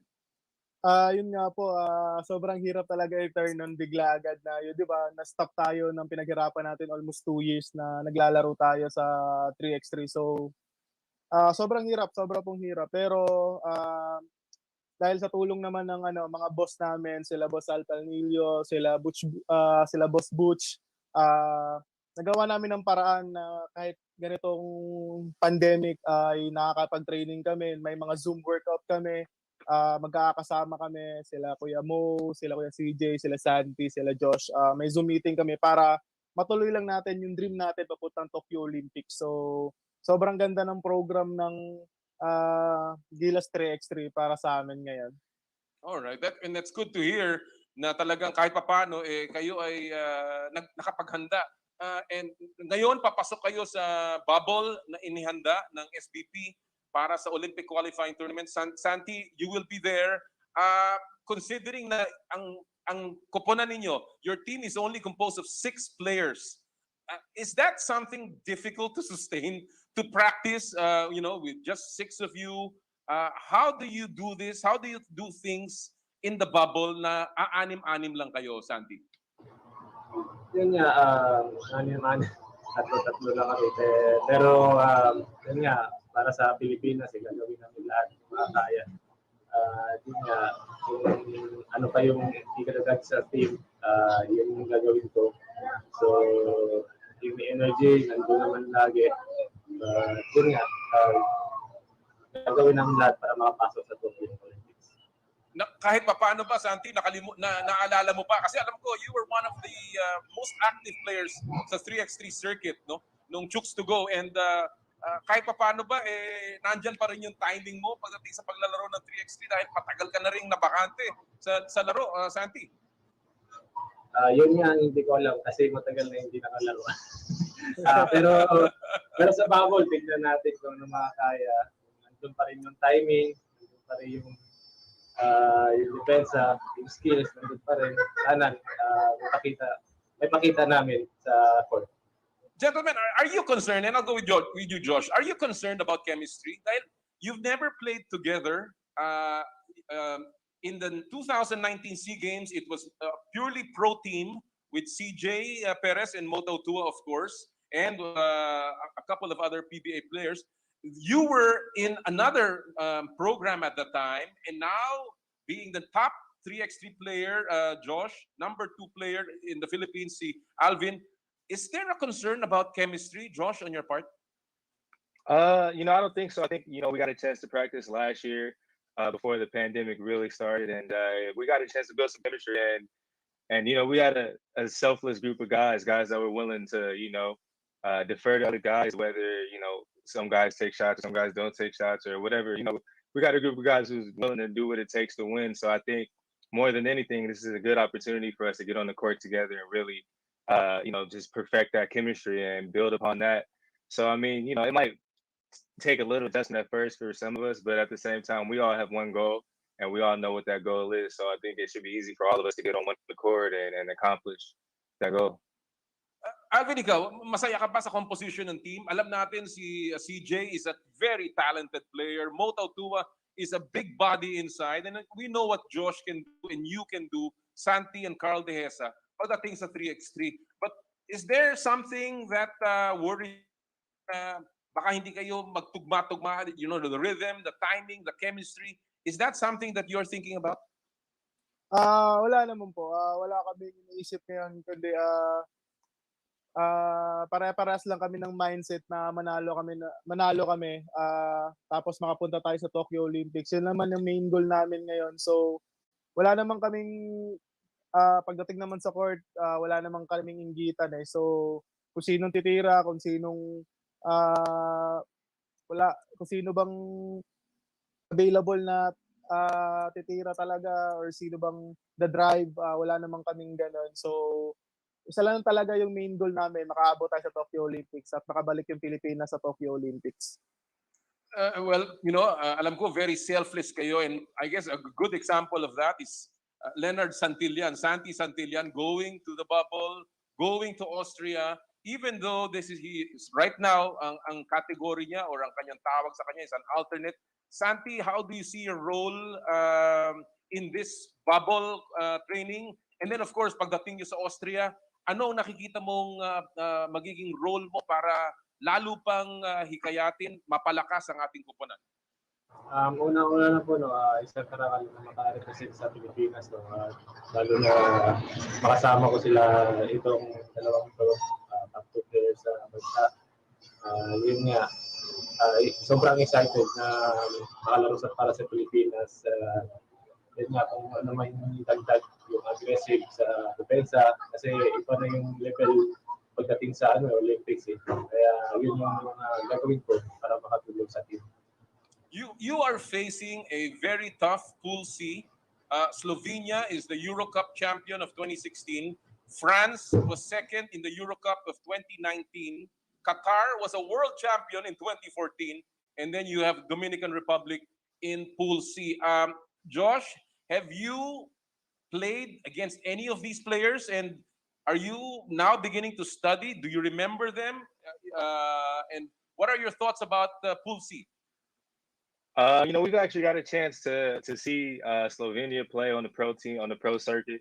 We played against a number of the Qatar guys and even some of the French teams. So, we've got some experience against some of those guys. But at the same time, we've been able to watch some film during these Zoom sessions. Also, I think Coach Ronnie has done a good job of setting up film for us. So we've been studying these teams for the past month or so. So I mean, we've been at it for we might have been able to be together physically, but through Zoom has been able to keep us together mentally, and we've been able to game plan a little bit for these teams. So I mean, we won't be not knowledgeable of these teams, so we definitely know a little bit heading in, and as far as going into the bubble, we'll be able to practice that and continue to watch film, and I think that's going to be big for us.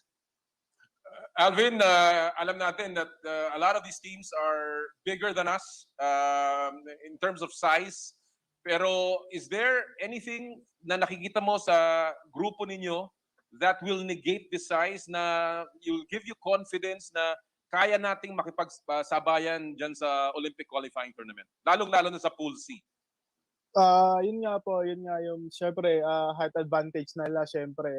Pero lamang naman tayo pag naglaro tayo ng buong puso Yun naman lamang natin diyan na kayang-kaya nating manalo. Tapos isa pa din yung bilis. Kailangan natin bilisan para mapagod yung kalaban natin. So, yun lang siguro yung main key namin para manalo at yung chemistry namin na magtiwala kami sa isa't isa namin na kaya namin manalo. Santi, are there, when you leave for Austria, sa tingin mo ba ang conditioning ninyo will be 100% and that hindi magkakaroon ng issue? Lalong-lalo na pagdating sa pag-acclimatize sa mga conditions dyan sa Austria sa paglalaro ninyo? Oo naman. Kasi naman yung pag-zoom namin puro conditioning na lahat wala namang question ako sa condition ng lalo na pagpasok dito sa bubble na todo ensayo kami to defend sa Austria. Sa Austria, iba-iba na yung level na pagdating sa lakas, sa taas. Pero natin isip possible gagawin natin lahat para makapasok. Diba? Talaga maganda yung sinabi mo. Nothing is impossible. And again, let me just lay it out to you gentlemen about the idea of qualifying for Tokyo. No Philippine team has made it to the Olympics in basketball since 1972. And you are now on the verge of history. Has that idea of qualifying for Tokyo already sunk in? The magnitude of that work, Josh? Definitely. I think I think all of us have been reeling at the chance to get out there and make that a reality. It's been a dream for I think all of us to make it to the Olympics, and I think this is a big opportunity for us and for our country. And it's a special moment for all of us to be able to represent us and represent the Philippines. So I mean, we just got to go out there and play our game and believe in ourselves. And I think that we'll give ourselves a chance to qualify. Alvin, anong magiging kahulugan nito para sa iyo? If you do qualify for Tokyo, how does that rank in your achievements, and of course, anong magiging ibig sabihin nito sa career mo as a player? Sa akin, sobrang laki talaga na achievement na 'to. Kung magka-qualify tayo, sobrang laki na maitutulong about sa career ko. Lalo na sa Pilipinas, sobrang saya ng Pilipinas kung makakapunta tayo ng Olympics. Yun nga, sa amin lang talaga, gagawin lang namin lahat para manalo. Yun nga, sabi ni Santis, nothing impossible eh. So, kukunin natin yan, yung mga panalong yan para makapunta tayo sa Olympics. And Santi, sa tingin mo ba realistic to advance? Alam natin you have to win at least 2 games to advance into the quarterfinals. Is that something na sa tingin mo kayang gawin natin? Kayang-kaya. Para sa bayan yan. Para sa bayan. Puso. All right. Obviously. Alright mga kaibigan, yan po ang ating panayam sa unang kalahati ng ating koponan patungo sa Austria. And we will have the second part. Yun namang grupo ni Mo Tautuaa at ni Karl Dehesa sa pagbabalik po ng Power and Play hatid sa inyo ng Big Boss Cement at ng Cherry Loom.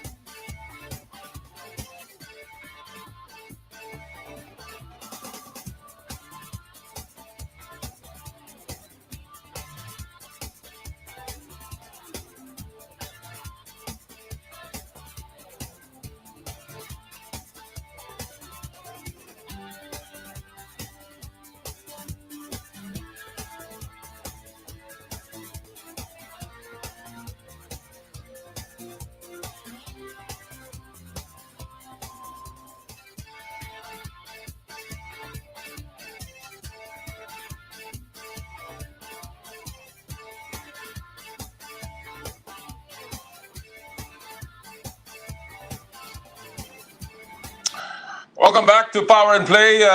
Siya nga pala, gusto ko pong batiin ng isang maligaya na at happy pa na birthday. Si Primo Rene Baltasar. Isang belated happy birthday, partner. Sana masarap ang golf mo kahapon at patuloy kang maging malusog. Happy birthday, Rene. And of course, happy birthday din kay Ram Antonio. Uy, Ram, happy birthday also to you. Ang isa ko pang kaibigan mula sa Lasal Green Hills.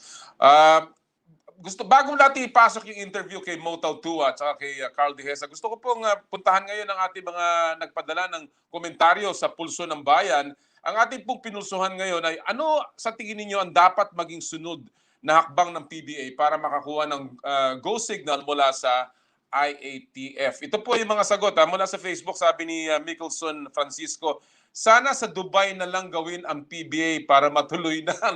Ako, layo niyan Pero kung may magsusponsor dyan, bakit hindi mula kay Mickey, sabi niya, they can do the bubble conference once more for AFC. Do it in Iloilo maybe. Mas magiging mahirap ang bubble setup if they will push through for second conference. Imports come and go. Paano kung 2 games pa lang papalitan na yung import? Kailangan na may mga naka-reserbang imports na, nakapakamahal niya. At saka ang hirap pong pumasok ngayon, lalong-lalo na kung ang import ay galing sa isang bansa na mataas ang kaso. Mula kay J. Lord, just proceed with the bubble. They can trust their fate in waiting for the case. They can't trust their fate in waiting for the cases to go down with the way this government is handling the pandemic. 3 to 4 months in the bubble away from family is nothing compared to what OFWs have to endure for their family. Parang OFW din ang mga basketball player pag pumasok sa bubble. Mark Alday, sabi niya, bubble dapat ulit. Mukhang ayaw ng IATF ng practice, laro sa venue, bahay na setup at pwedeng spreader kasi siya. Totoo yan kasi hindi po talaga malinaw ang protocols pa ngayon.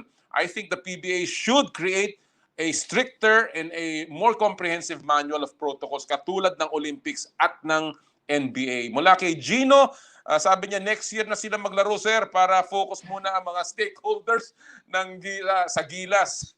Baka hindi naman pwede dahil ang dami natin mga players na kailangan ng hanap buhay. And of course, yung mga teams ay nagbabayad din. At ang PBA ay hinahanap-hanap po ng ating mga fans.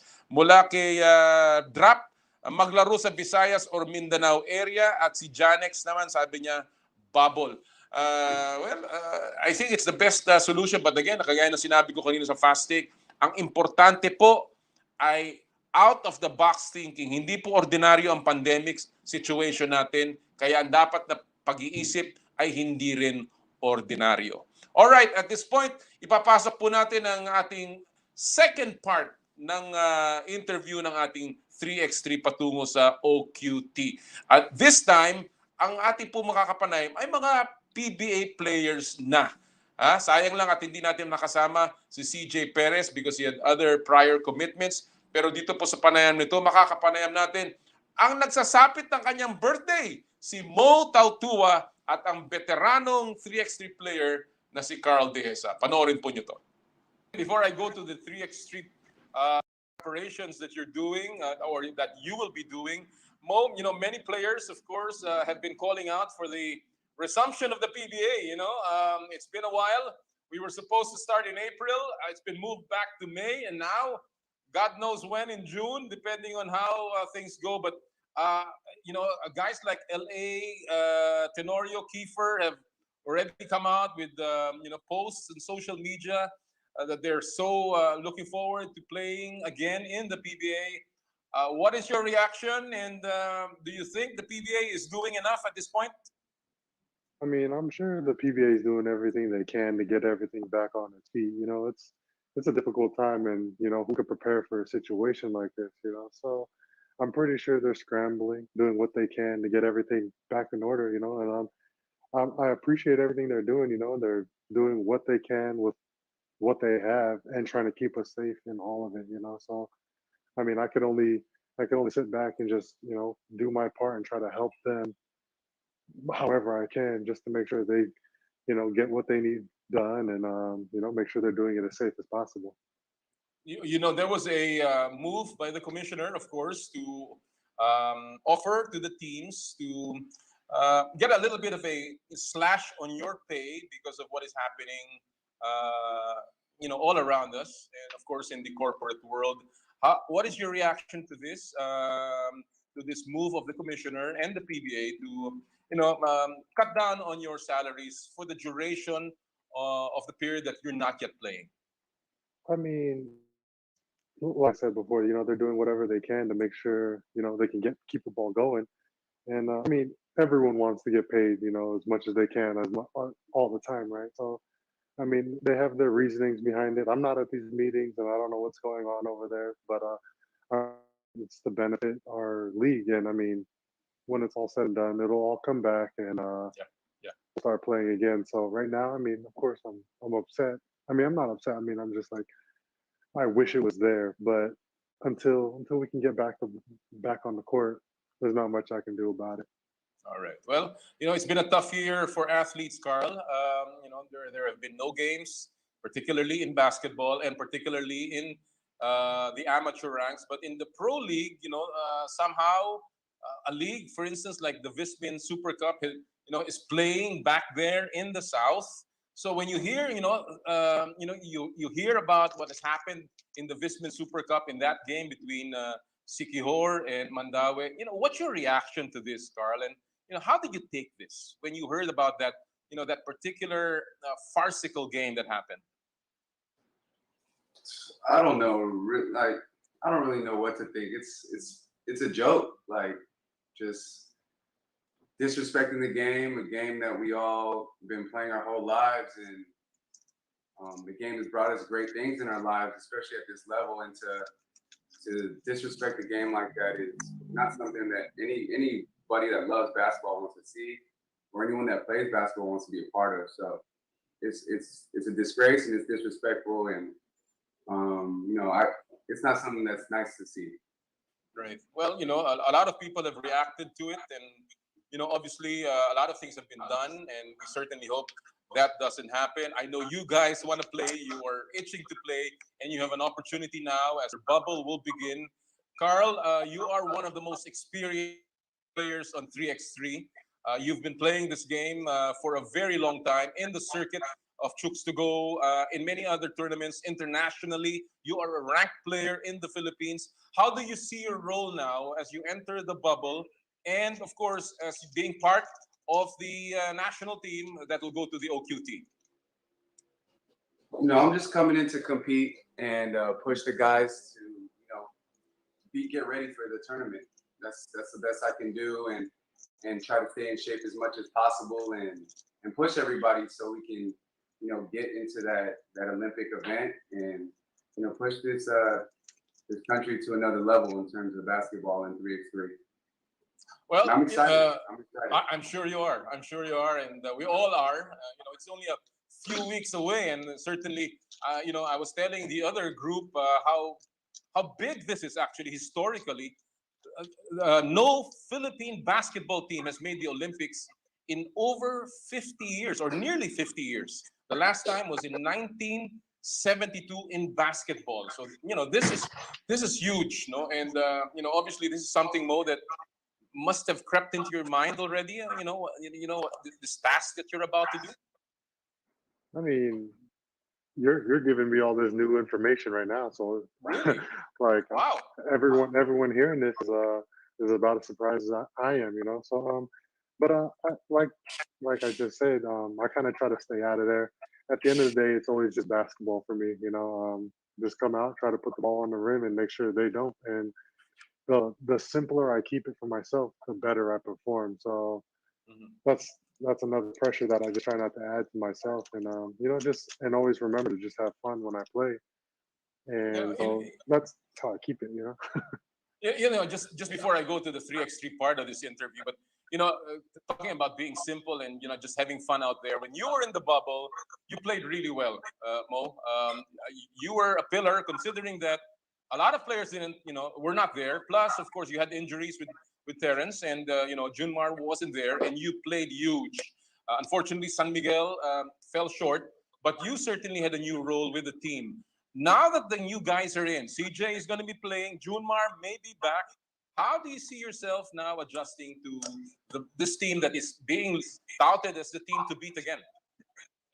Well, like in the bubble when we were there, it was like, it felt weird because everyone kept getting hurt, and it was just like every day someone new, and so like when we were in there, we just told ourselves, man, just keep playing, Like I knew for myself, I just had to keep it simple still, man, just play basketball and just enjoy it. And I'm gonna keep that same attitude coming into this next whatever happens next, is because we do have a lot of good players around us. So just trusting the coaches and making sure they lead us in the right direction, and just making sure I play as hard as I can when I get these opportunities. So I mean, we have Junmar coming back and CJ stepping in.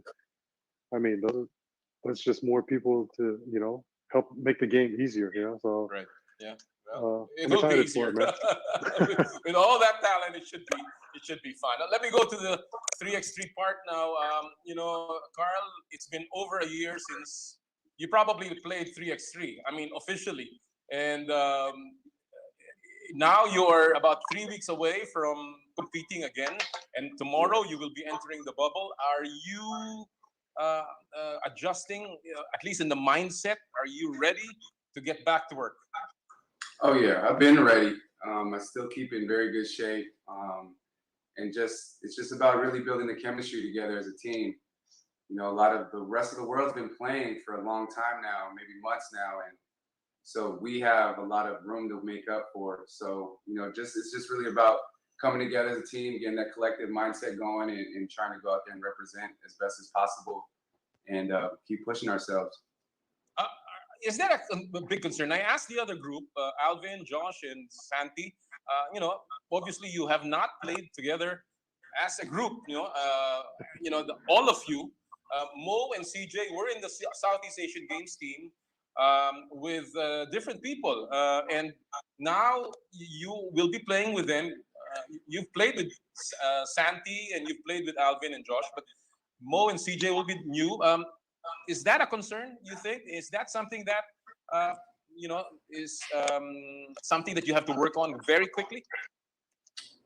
Of course. I mean, it's given the situation that we're all in, it's tough to gel together right away. But I mean, we all get along. We all understand the game. We all have fun. We all respect the game, and we respect each other. As long as we're out there and working together and working hard together, I think that good things can happen in such a short amount of time. All right. We're all professionals. We've all played at a high level. Everyone that's played 3x3 professionally has been playing together for a while, and then adding CJ and Mo to the mix, who are great players in the 5-on-5, but also understand the 3x3 game just as much.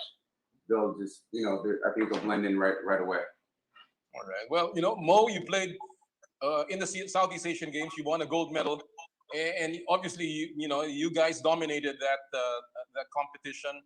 What makes your game suited to the 3x3 game, Mo? What do you find fun and nice playing 3x3? Fun and nice. I mean, it's super fast paced, and like there's no real rest, but it gets done quickly. Like the game, it has a timer on it, so you can kind of pace yourself right, I guess. But it's just fun. Like it's still basketball, but like a different aspect on it. Like there's no real time to kind of celebrate after you score, and you're right back into it right after you score, and things like that just change the dynamic of the game. And for me, it's fun to see like a different style of basketball, and just learning about it, because it's fun to learn. You figure out these different things, and it kind of translates back over to 5-on-5, and I feel like that's what made me a little bit more successful when I came into 5-on-5, because I was quicker to certain things that I was training for 3-on-3, what you're supposed to do normally, and so it's for me, it's just like a learning thing, and I mean, it makes it fun. Right. Well, are you excited to be playing with new faces? Karl, Josh, and of course Alvin. People that you haven't been on the 3x3 floor with. Is that something that you think there will be a difficulty in adjustments? Well, you see, the thing about it is we actually had time to practice together before coronavirus started. We had I think a month or two to train with each other, and within that time, I feel like we were already kind of we didn't really gel all the way, but we got used to each other and kind of figured out how to play with each other. And so I learned about Alvin and learned about Josh already in that little short time. So coming back into this now, it's just retethering all of that stuff together. And I mean, just stepping forward, we're about to get on the court again here in a little bit, and I feel like it's going to be familiar with that already, So I mean, we can already tell through our Zoom meetings that we're already starting to gel and mesh together. Terrific. Now it's just getting on the court and then adapting to that. That's really good to hear. I mean, Yeah. all of us fans are obviously looking for a team that will come together and fight for each other, and I know you guys will do that. Karl, you've been the most experienced player, one of the most experienced players in this team. You are bracketed in a very tough Pool C, where you have Slovenia, who is the Euro Cup winner in 2016. France, who is the second Euro Cup, second placer in the Euro Cup of 2019, Qatar, who was the world champion in 2014, and of course the Dominican Republic. Have you? Do you remember any of these teams? And How do you rate them? How do you rate them? How do you see them? Slovenia, we played on the circuit in 2019. Pretty much a few of this, like I think they have 2 or 3 of the same players that will probably be on the national team. Qatar has another guy that we've seen before, and France as well has a few guys that we've seen before. But the coaches have done a really great job at scouting and letting us know who's going to be on these teams. And we've been watching a lot of film on these guys and trying to get familiar with their style of play and how we can counter what they have. So, we'll be ready. And I think that, us coming together in this bubble is going to be really, really beneficial. So we'll be able to actually apply what we've learned in our film sessions and do that in practice and apply all the scouting and everything.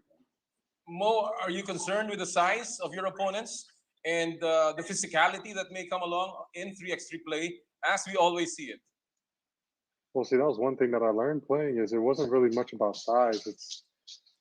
It comes down to kind of like heart, like who really wants it more, I mean, size helps, but in this game, you can win it with small guys. And I really believe in my team here, like I feel like we have a strong team, and I'm really not worried about size or anything like that. I feel like we want to win, and I mean, we got that Filipino spirit, man. We're not gonna back down to anybody, So Exactly. I mean, I'm excited to go there and see what we got. This is going to be the first time we play against this caliber of, this level. Like me and CJ, I'm sure Josh, Santi, Alvin, and Karl, they've all experienced it. So it'll be a wake-up call at first. But, I mean, we'll come back fighting. All right. In that regard, Karl, is there something, right here, Mo is saying that perhaps this is the first time we're going to be playing against these kinds of, this level. Is there something that you can immediately tell, CJ and Mo, about playing at that level, having played there in your career in 3x3? Going back to what you said about size, I mean, we have our big man right here. You know what I mean? So he's going to make all our jobs a lot easier. And I feel just having him on the court is going to open up the game for Josh, Santi, and CJ. And we're not a small team when you bring Mo in the picture. Josh is 6'4", Alvin 6'4", So we have length and we have size still, and just adding Mo to the mix is gonna make us more deadly. All right. Well, and I've been working on my 3. I've been working on my 3. There we go. Boy. Going back to your question, I mean, just the difference, I think, is the European style of play over there. They're very strong. They're really strong, and they're very creative in terms of like moving off the ball and being. They've adapted this style of play out there where they're attacking from all different angles. So it's just about being ready and getting familiar with the different angles you're going to be hit with. Right. I know that it is a daunting task. It is a steep mountain to climb. I have mentioned this a while ago. This is history that we are looking at, and has that even sunk in on both of you? I mean, the kind of accomplishment that can be achieved just by qualifying for the Tokyo Olympics. Mo? No, man, I mean, that hasn't sunk in at all. Like I said, I didn't really think about that, but when you say it, it's cool, man, like make history, not everyone can do it, and it's not built for everyone. So if we can land ourselves in this, awesome. I want that, So I mean, it's here, it's on the table for us. We just got to take it. Karl? being present in it and going through it right now, the magnitude of it hasn't really hit yet.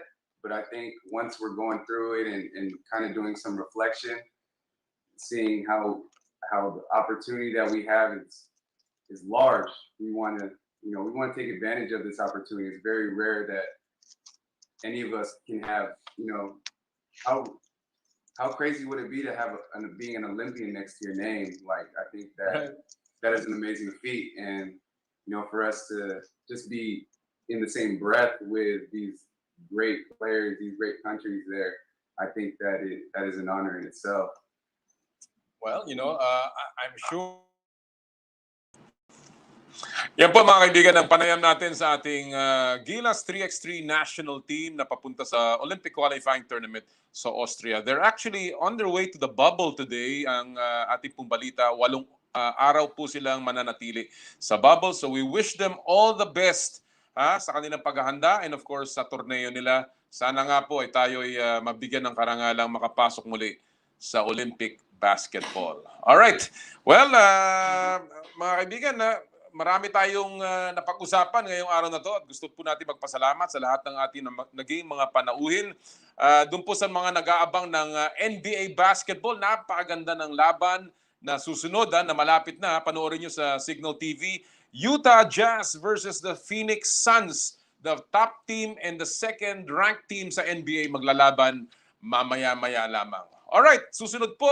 After us, siyempre, inay ko po. Abangan nyo po yan dito sa 1PH. And sa ngalan po ng aming nagbe-birthday na producer at sa lahat po sa amin dito sa Powerplay, nagpapasalamat po muli ako sa inyong patuloy na pagsubaybay sa ating palatuntunan. Lagi po nating sinasabi, patuwing Sabado, bawal ang masungit at sa lahat po ng ating gawain, ad maiorem Dei gloriam, all for the greater glory of God. Kami po ang 1PH, teleserbisyo para sa Pilipino. More power, more play, happy sports weekend, mga kapatid.